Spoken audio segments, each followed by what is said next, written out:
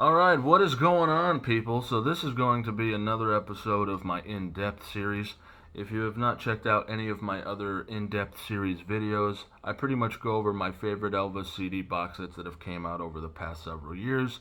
And instead of just doing a kind of a glimpse like I do on my recent editions videos, I get to go more in depth, show the whole booklet, talk about my favorite tracks, and just spend a little bit more time talking about them. So thought today we would do From Elvis in Nashville and Back in Nashville. So both sets. So we'll start with From Elvis in Nashville. So From Elvis in Nashville features 1970 recordings. It compiles three albums. That's the Way It Is, Love Letters, and Elvis Country. And I believe it features disc 1 and 2 of all undubbed stuff, and then you get a sprinkling of outtakes on disc 3 and 4. So it kind of gives you kind of an insight on the back here. It says Elvis Presley's legendary 1969 sessions at American Sound Studios in Memphis are rightly seen as a high watermark in his recording career. The next set of sessions he did in Nashville in June of 1970 are not held in the same regard. But why? Both sets of sessions showed Elvis breaking away from the restraints of his publishing company and tackling fresh new material from current writers. Couldn't agree more. There's so much good material on here. Obviously, I think a lot of people would prefer the American sound stuff done the year prior, but 1970 was just a cracking year for Elvis. He did probably the best one of the best engagements he ever did in August and the first few days of 1970. In September of 1970 when he closed. But yeah, so it's a 4 disc set. Let's go over the disc holder. So there's the front of the RCA recording studios.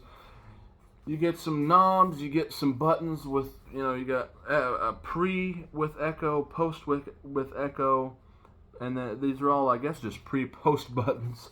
So, you get your tape box art like usual with these sets that have came out in the past couple of years, the legacy stuff, and the discs are just the normal, yellow. It says CD, whether it's stereo or mono, and then that's it. So there's your disc holder. Let's go through the booklet here because the booklet's interesting. So there's the front of the booklet, and here's the back of the booklet. And the beginning kind of sets the scene with what's going on in this time, and kind of. Oh man, there's a good picture of Elvis. Looks in July of 1970. So yeah, a lot of good material was recorded here. You got Bridge Over Troubled Water, Rags to Riches, Funny How Time Slips Away, Love Letters, If I Were You. That's one of my favorites, If I Were You. That's a lesser like song, it seems. Not really talked about all that much.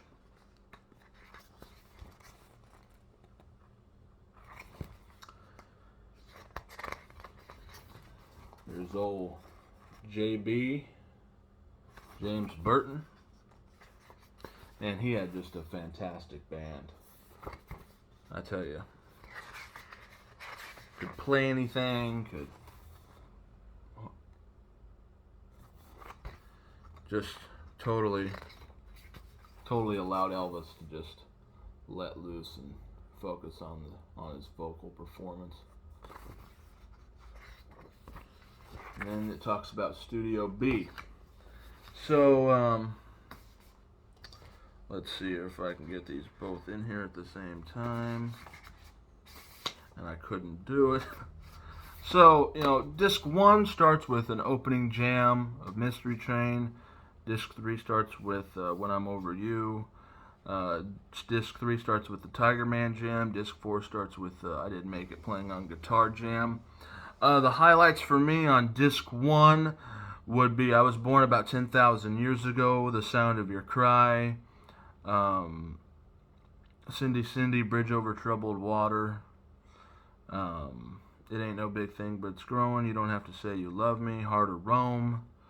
Disc 2, I'd say Tomorrow Never Comes, Next Step Is Love, Make the Road Go Away, Funny How Time Slips Away, Love Letters, There Goes My Everything. Man, every song is a highlight.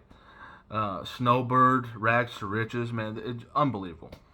Disc 3, you got the Bridge Over Troubled Water rehearsal, you got the Rags to Riches, take 2, takes 1 through 5 of Stranger in the Crowd. Disc 4, you got take 1 of Snowbird, take 1 of There Goes My Everything, take 1 of Love Letters, take 1 of Heart of Rome. Yeah, you just get a lot of good stuff on here. It's a wonderful set, and both of these are cheap. So yeah, From Elvis in Nashville, that came out in 2020, and then a year later, we get back in Nashville. So this compiles The Wonderful World of Christmas, He Touched Me, I think part of the Fool album, and I think part of the Elvis Now album. So, back in Nashville, a little bit weaker material than the From Elvis in Nashville, but still good stuff. So here's your disc holder, so just like the other one, you get tape boxes of each kind of reel, I guess. And then there goes the disc. Hopefully see that. Wow, there you go. Disc 1 flew out of there. So there's what that looks like. Then we'll go into the booklet. There's the front of the booklet, and there is the back of the booklet. So, it says Outstanding Young Man, just like the other one, kind of sets the scene for what's going on at this time. I think 71 is one of his more or less eventful years. Nothing really major happened that I can remember. Of course, obviously 1970 that's the way it is year.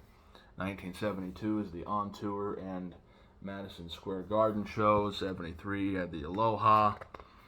And then he didn't really have another major year until 77 for the CBS special. But yeah, 71 is one of the more less eventful years. But he was still fantastic vocally, and he put on good shows. And this material, he's in top form here.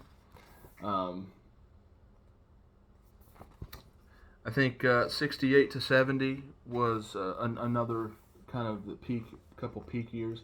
This is where I put my sticker. Bad spot. I regret that. Yeah, there's the cover of the He Touched Me album, I believe. Very, very just good material, really. You just can't complain.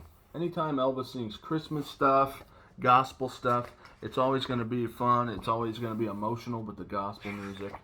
It's just going to be top tier. So there's the booklet. We will go over some of my favorite material on here.